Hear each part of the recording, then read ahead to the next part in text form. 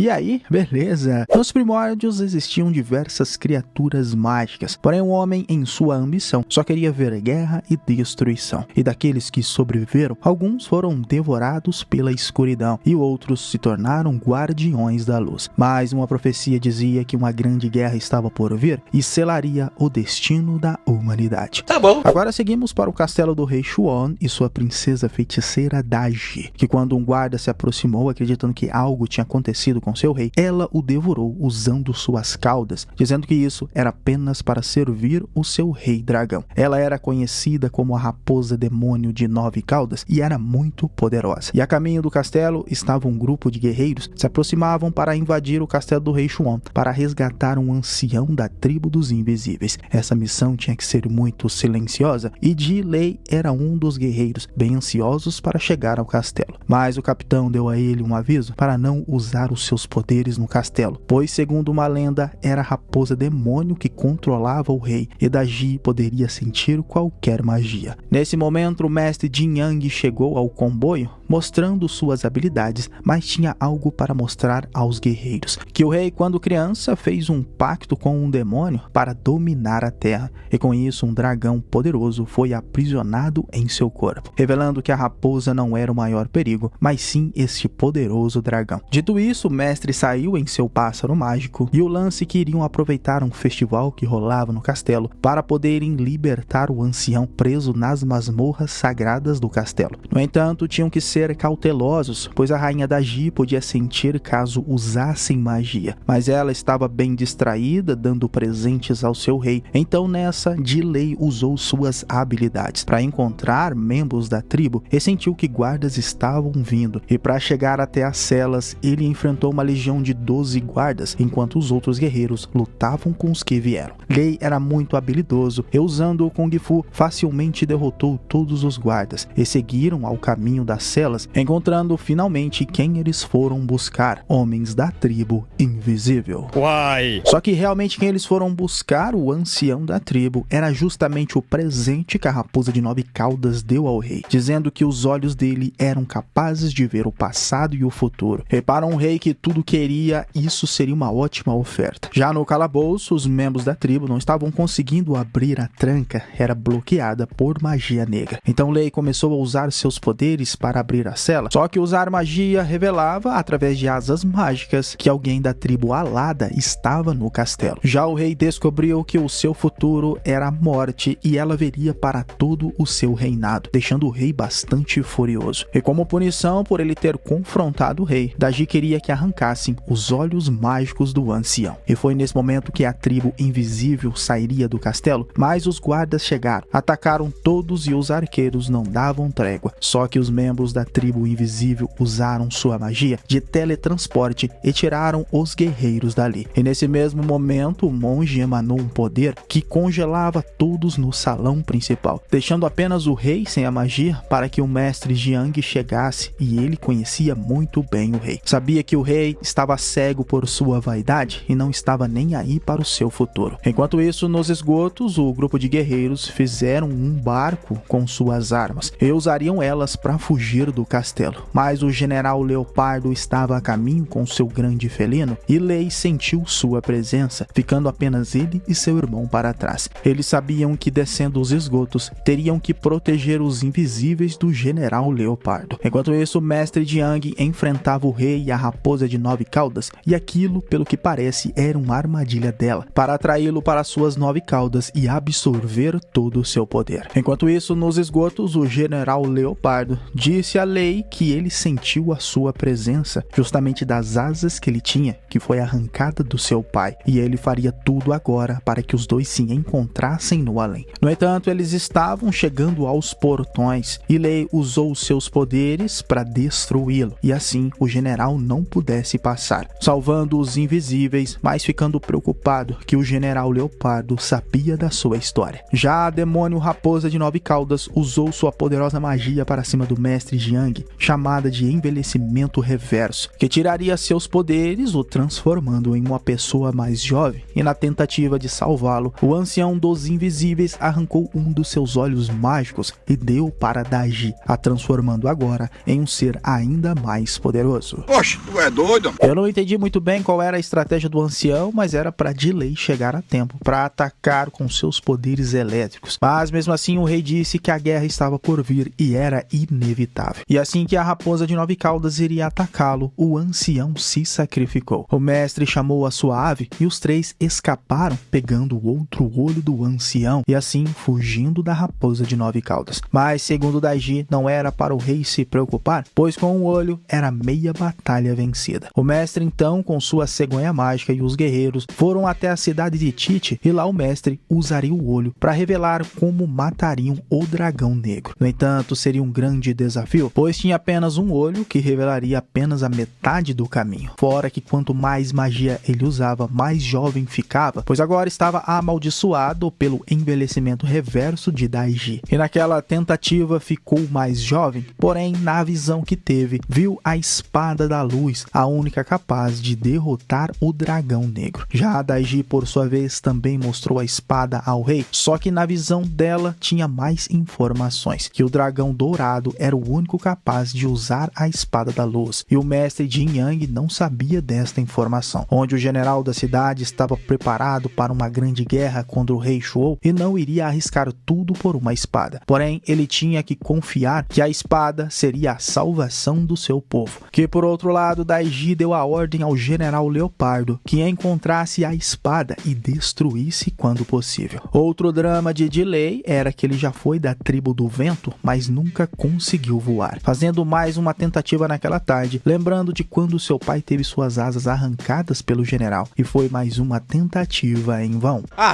Porém, seu irmão ainda tentou animá-lo, dizendo que ele era da tribo do vento e um dia sim conseguiria abrir suas asas. Mais tarde, Jin Yang deu a Lei o mapa de onde encontraria a espada, mas ainda julgava Lei incapaz para ser mestre da espada e ainda precisava de um companheiro. Invocando das águas sagradas uma bola flamejante, e dela saiu Nasa, um bebê ágil, muito esperto e tagarela, e o mestre mostrou o quanto ele era habilidoso. No entanto, extremamente indisciplinado e não obedeceu o mestre Jin Yang, fugindo, e segundo ele, uma hora ou outra iria voltar. Deu a Lei 3 bolsas com 3 coisas diferentes dentro, para ele encontrar 3 pessoas que o ajudariam a ter sucesso na jornada, saindo da cidade de Tite na esperança de encontrar a espada da luz. Já no palácio do rei Shuo, o general se preparava com uma guerreira e um elmo mágico para ela encontrar Lei e o matar, que por sua vez estava perdido no deserto, e perguntando ao vento se estava no caminho certo, uma planta de um olho só saiu da sua bolsa, dizendo que das criaturas que andavam com ele, ele era mais importante e se gabava de ser extremamente poderoso, mas pelo que parece era só uma planta caolha e tagarela, que exalava um odor horrível e atraía criaturas, mas foi através dele que achou Nasa, o bebê travesso, que estava com seu corpo enterrado apenas de cabeça de fora. Mas quando Lei tirou o bebê da terra e pediu para ele se comportar, ele era muito mão leve. Tirou a planta caolha da mão de Lei e queria fugir com ela. Claro que Lei usou seus poderes e Nasa era bem resistente. Só que não deu muito tempo dos dois lutarem, pois o odor da planta caolha atraiu outra criatura, uma centopeia do deserto colossal. Centopeia do deserto!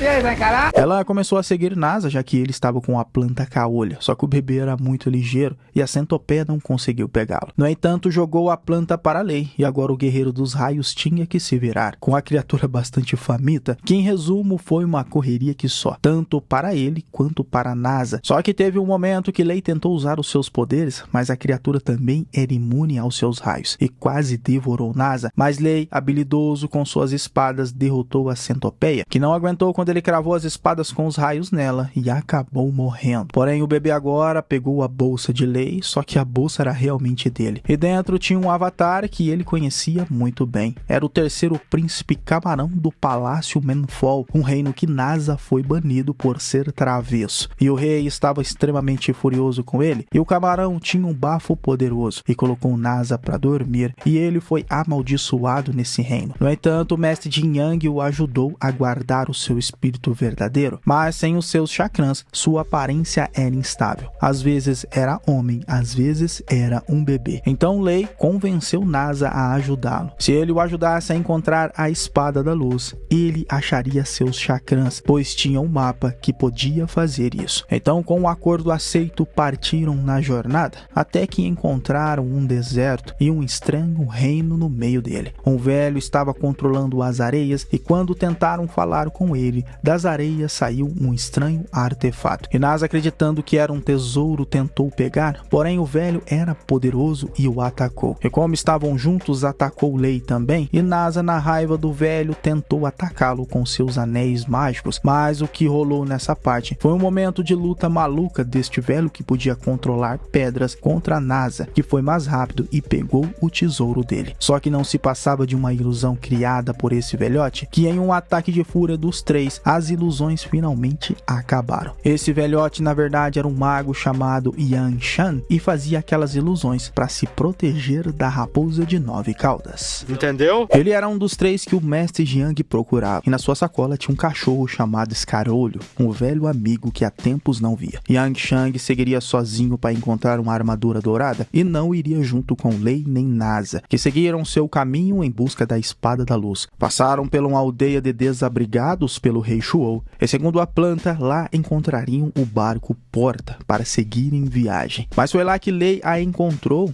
a garota armadilha enviada pelo general Leopardo, que atraiu Lei pela sua beleza, e querendo agradá-la, mostrou seus poderes para que as borboletas continuassem piscando. No entanto, ela absorveu através do seu elmo as memórias recentes de Lei e enviou para o general, e agora tinha a missão de ficar na cola de Lei e ir com ele aonde ele fosse.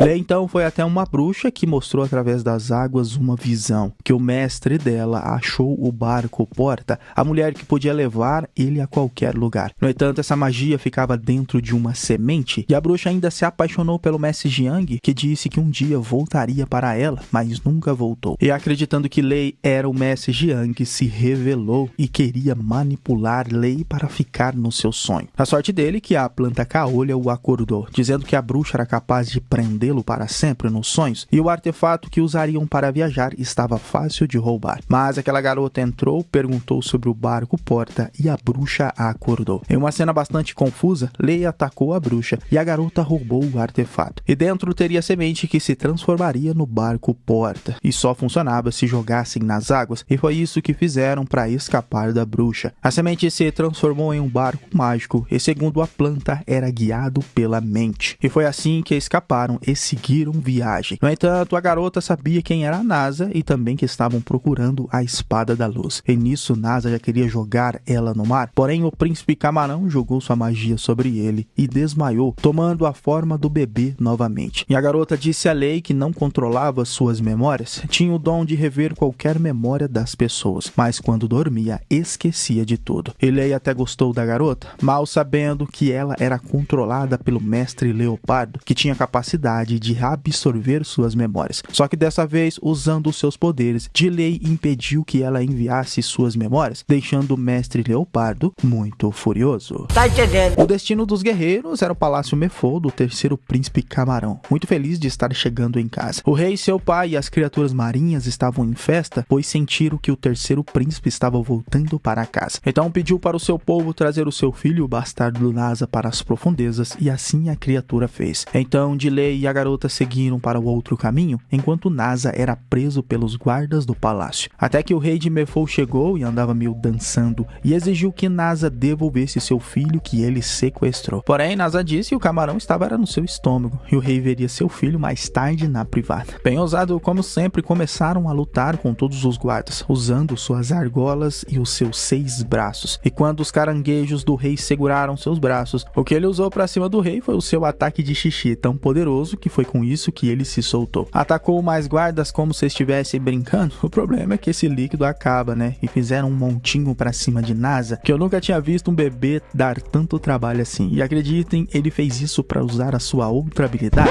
o seu Super Pum. Grande jogada é segurar o máximo. Puta vida!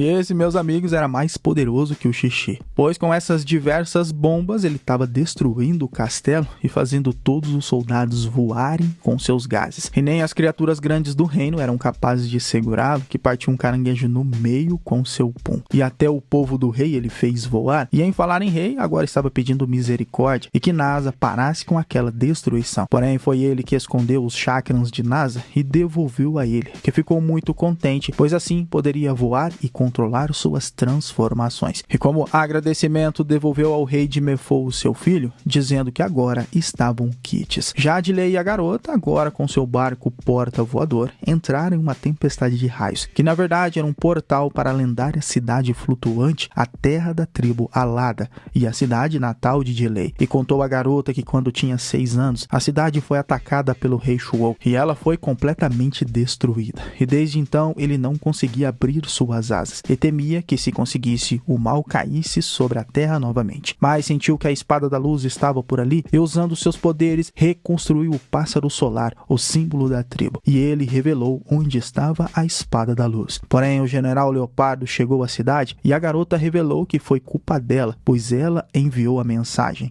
No entanto, Dilei gostava da garota e iria lutar para não deixar pegarem a espada, que apesar do esforço, o general o capturou, e como apenas o dragão dourado era capaz de pegar a espada, o guerreiro que tocou nela acabou sendo desintegrado, e a garota estava tão apaixonada por Lei, que disse ao general que pegaria a espada se ele poupasse a vida de Lei. Porém, na hora que ela fez isso, uma grande explosão aconteceu, toda a cidade lendária desabou, e Lei se esforçou para pegar a garota, e nessa finalmente suas asas se abriram. Ele podia voar, mas como último pedido, a garota revelou seu nome, se chamava Borboleta Azul, queria ver o sol, e quando Dilei finalmente conseguiu, a garota morreu, se transformando completamente em pedra. Mas a morte dela foi por um bom motivo. Finalmente ele conseguiu a espada da luz e a caminho da grande batalha encontrou Nasa, que recuperou seus chakras. Mas a raposa de 9 caudas ordenou que seu exército atacasse a cidade de Tite e as naves voadoras estavam se aproximando. Porém, o general da cidade acreditava que as naves não iriam conseguir passar pelo labirinto controlado pelo mestre Jiang. E olha, era uma arma bem poderosa. Eram torres de pedras controlados por cristais. Só que o mestre Jiang não estava conseguindo mais fazer isso, já que a maldição do envelhecimento reverso estava tirando toda a sua experiência. Ele não sabia mais o que era aquilo. Então o general precisava de outra estratégia, e no caminho para Tite encontraram Yang Shang, que conseguiu sua armadura dourada, e agora os 3 guerreiros lendários iriam para a batalha final. Já na cidade de Tite, uma nave atravessou os portões da cidade, e assim começou a batalha que o rei profetizou, que destruiria toda Tite. E o mestre Jiang agora estava mais jovem e foi resgatado por Scarholo, e o comandante da cidade foi jogado para a morte. Mas Dilei o salvou, sendo ovacionado pelos guerreiros, e como agora tinha a espada da luz, poderia vencer a batalha. Já o general Leopardo era considerado uma vergonha por Daiji por perder uma batalha importante, mas ela daria mais uma chance, o transformando em um senhor da guerra imortal para servi-la para sempre, fazendo o general um monstro gigantesco e colossal. Já o mestre Jiang, mesmo encontrando os 3 guerreiros, a maldição estava mais forte, tanto que o transformou apenas em um garoto. E se continuasse, logo seu espírito seria drenado totalmente e o mestre sumiria pela eternidade. E bem, nesse momento o monstro chegou à cidade. Era realmente grande, no entanto, a melhor luta do filme, quando os 3 guerreiros usam finalmente seus poderes para cima dele. E o legal aqui é que cada um tem sua peculiaridade bastante interessante, mas nem mesmo Dilei com suas asas mágicas e Yang Shan com sua armadura dourada não conseguiram nem fazer cócegas, é muito menos Nasa com seus chakrams, tanto que tentou atacá-lo, mas o monstro o derrubou para a morte certa. Só que Dilei o salvou, e os 3 agora estavam prontos para enfrentá-los como Power Rangers. Bem louco! Enquanto isso, a raposa chegou com sua cauda até o pequeno Jiang e queria levá-lo, e a luta contra o monstro gigante ainda estava rolando, e os 3 guerreiros até que estavam dando conta dele. Porém, quando ele viu o comandante segurando a espada da luz, aproveitou para acertá-lo. perfurando o seu peito. Iria morrer com certeza? Então o comandante deu ao seu filho a espada da luz para ele levar até a fonte da vida, e assim a luz retornaria para o reino. Já o monstro estava com sangue no olho, então enquanto o irmão de Di-Lei levava a espada para a fonte, eles seguravam o monstro, e o mestre Jiang foi capturado pelo rabo da raposa. Mas daí que está o problema. Apesar de todo o esforço e até derrubarem uma montanha de pedra em cima do general, as coisas estavam piorando, pois os 3 sóis estavam convergindo. O dragão negro seria liberado na sequência. Porém, o irmão de Di-Lei entrou na fonte e o seu corpo começou a brilhar. Tudo foi revelado no final, que na verdade ele era o dragão dourado, e com a espada da luz cortou o monstro no meio, salvando por enquanto a cidade de Tite. Terminando o primeiro filme com a cidade tendo o poder da espada da luz, e iriam resgatar o mestre Jiang da raposa de 9 caudas. E esse foi a Liga dos Deuses, filme bem confuso lá de 2016. Espero que vocês tenham gostado. Até o próximo vídeo. Valeu, é nóis.